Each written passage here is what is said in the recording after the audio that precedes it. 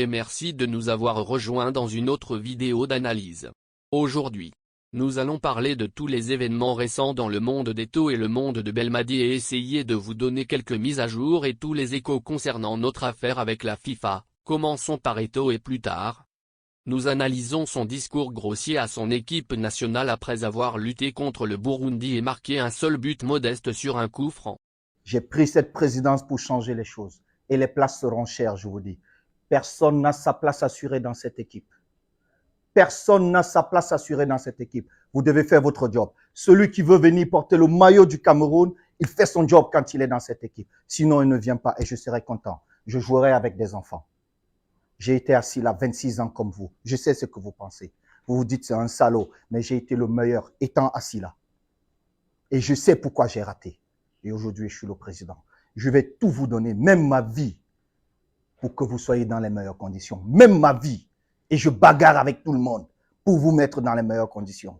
Parce que vous êtes assis là, vous ne savez pas quel bagage est derrière pour vous mettre dans les meilleures conditions. Mais quand on vient, c'est le Cameroun, les gars. Le Cameroun, pour moi, il n'y a rien de plus beau. Il n'y a rien de plus beau. Je donnerai ma vie pour mon pays. Il n'y a rien de plus beau. J'ai une très grande estime de mon pays. Et je vais arriver là où je vais.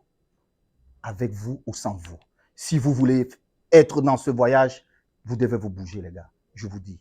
Parce que cette Coupe du Monde, ne soyez pas sûr que vous serez dans cette liste.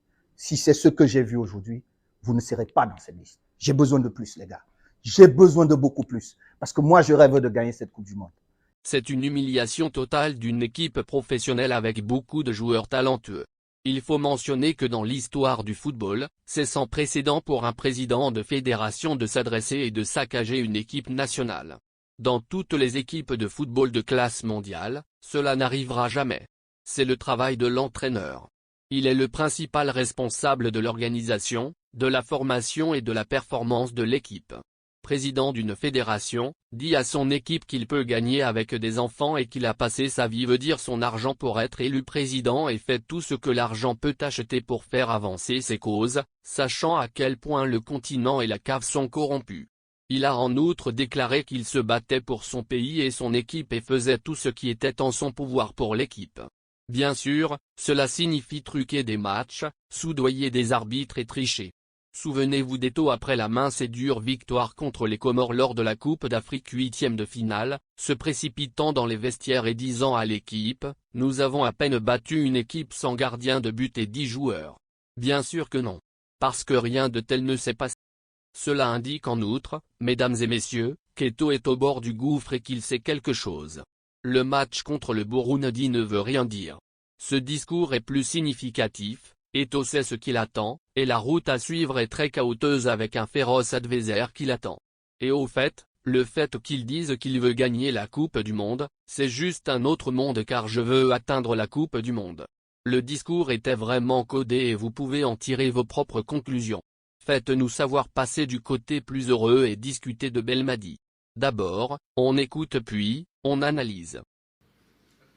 Au bout du truc. Oui, non, mais c'était ça, mais vous l'aviez pas dit. Vous avez dit, on a besoin de stabilité. Et je vois que, comme par hasard, il y a 2 semaines, je crois, Didier Deschamps avait utilisé les mêmes mots pour parler de la Coupe du Monde au Qatar. Il a dit, on a besoin de stabilité. Ça veut dire que ça devient un maître mot. Ouais, ça dépend à chaque fois de quelle stabilité on parle. Non, effectivement, la stabilité quand ça va mal, quand tout va mal. Évidemment qu'il faut un changement.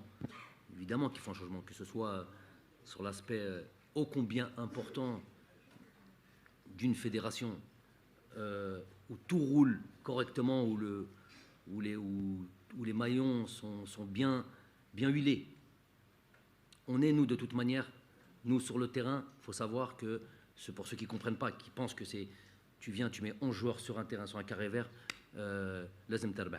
Non, ça va bien au-delà de ça. Nous, on est juste, on va dire, à la fin de cette chaîne qui fait que, surtout, je parle pour la grande performance et pour les grands résultats. C'est ce qu'on attend de l'Algérie. C'est ce qu'on attend de l'Algérie. Aujourd'hui, on a poussé, on a amené le niveau tel que, aujourd'hui, même quand on gagnait contre des équipes, par exemple, on faisait un match difficile contre le Burkina Faso. Ah non, tu n'as surtout pas le droit de faire un match difficile contre le Burkina Faso. Non, toi, tu dois battre tout le monde avec une facilité déconcertante, mais ça n'a jamais été le cas. Pour revenir à cette stabilité, effectivement, Moustapha avait commencé par là, en disant aujourd'hui, préparer ces 2 matchs-là, Inch'Allah, ces 3 matchs-là, sans réellement président de fédération, ou une fédération qui est instable, incohérente, où on ne sait pas qui fait quoi, c'est pas la meilleure des choses pour préparer un truc.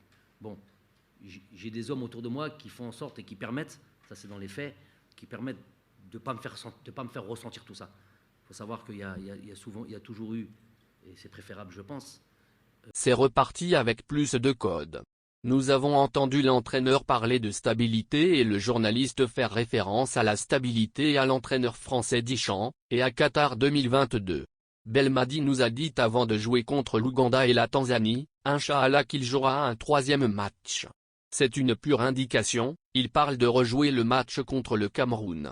Il a également mentionné à quel point notre fédération est contagieuse et qu'il a une force courageuse et ferme qui travaille avec lui et lui donne des informations solides et fiables hautement classifiées. Nous parlerons plus tard du rôle de l'autorité algérienne et de la contagiosité de la FAF. Passons maintenant aux 7 nouveaux joueurs, Belmadi invité dans l'équipe et quels sont les projets attendus et pourquoi maintenant. Les 7 nouveaux joueurs sont Anthony Mandrea, Angesco France, les défenseurs Hakim Zedadeka, Clermont Foot 63 France, Yanis Amash, Boavista FC Portugal, le milieu de terrain Abdelkar Kadri, Courtrai KV Belgique, et les attaquants Bilal Brahimi, OGC Nice France, Bilal Omrani, Cluj Roumanie, et Riyad Benayad, ES Sétif. Belmadi a une vision pure et claire que l'équipe a besoin d'amélioration et de joueurs de haute qualité, mais pourquoi maintenant? Évidemment, pas pour la Coupe d'Afrique 2023 de faible importance, les 2 premiers matchs. Cette vision crie septembre. Belmadi veut un développement rapide et veut gagner son prochain match de haut calibre. De plus, l'équipe affrontera l'Iran lors d'un match amical au Qatar. Pourquoi le Qatar et pourquoi l'Iran? Le lieu est évident, mais l'équipe est très forte avec beaucoup de joueurs très physiques. L'entraîneur doit tester beaucoup de nouveaux joueurs et les préparer en septembre, évidemment pas contre le Niger. Comme vous avez entendu Belmadi et son témoignage à quel point la FAF est inapte. À ce stade, la FAF est inutile et n'a pas de rôle principal dans le dossier. Plusieurs sources ont rapporté que l'autorité algérienne est profondément impliquée dans l'affaire. Généralement, l'implication de l'autorité indique une affaire plus profonde que simple. Les rapports indiquent que la FIFA est en mode panique totale et cherche désespérément une sortie qui ne nuira pas à sa répétition et à sa crédibilité. Et surtout vis-à-vis de la CAF et ses années de gestion et de corruption. L'inconvénient est de hacher toute information indésirable et empêcher d'atteindre le public en concluant que Gassama a enfreint la loi 5 et a refusé de consulter la VAR à plusieurs reprises. Le match est donc rejouable. Et Allah c'est mieux.